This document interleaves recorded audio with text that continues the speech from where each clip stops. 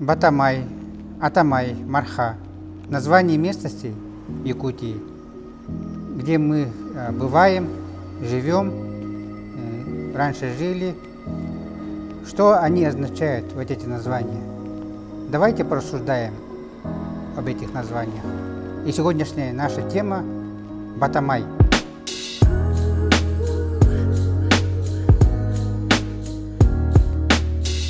Есть 3 села в Якутии, в Ленском районе, в Хангаласском улусе, в Кабайском улусе.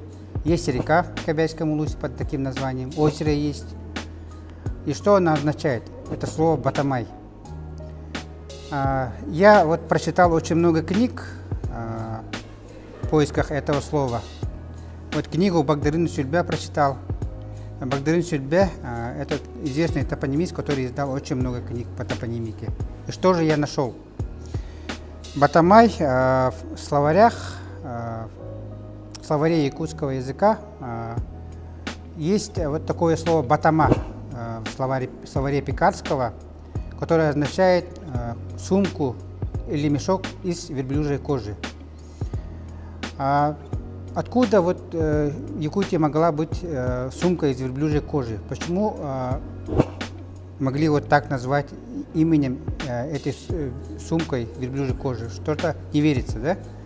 Может быть, эта сумка была сшита из оленей кожи, потому что словом таба народ Саха называет оленя.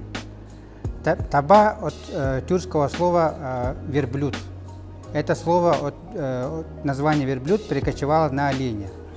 А венки оленя зовут орон. Может быть, да, вот сумка была сшита из оленей кожи. И вот этот участок земли в Хангаласском улусе назвали как сумку из оленей кожи. Но это одно предположение. Есть также предположение, что это слово происходит от якутского слова, означающее лодку, выдолбленную из бревна, бат. Вот. Есть также предположение, что это слово от эвенкийского слова, означающее Нагорье, Патома.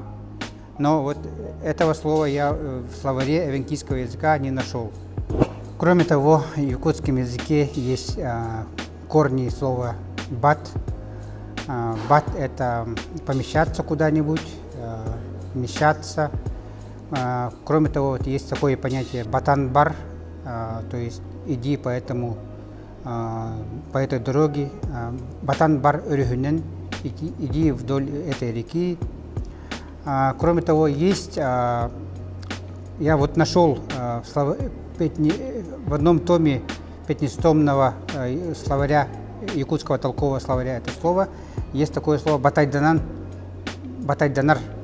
Это означает, что человек кому-то мешает своей речью, встревает в какой-то разговор, мешает своей речью разговаривать.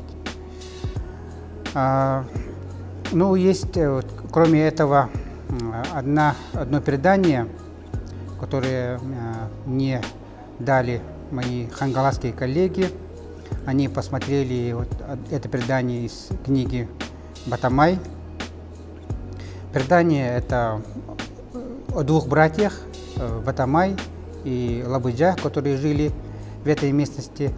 Батамай жил на территории того места, где сейчас стоит это вот, пустое село, и турбаза есть под названием Батамай. Да? А Лабыджа жил за рекой, напротив этого Батамая, там, где сейчас Ленские столбы и речка протекает под названием Лабыджа. Эти 2 брата слыли прекрасными охотниками, у них были прекрасные жены.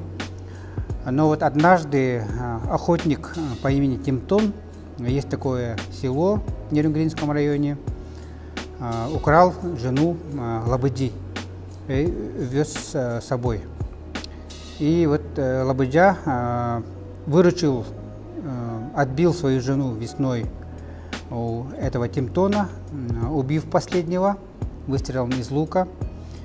И может быть, вот я склоняюсь к той версии, что вот эта местность в Хангаласском улусе, Батамай, назвали по имени того человека, по имени того охотника Батамая, который там жил, так как наши предки имели обыкновение называть местности по именам тех людей, которые там жили.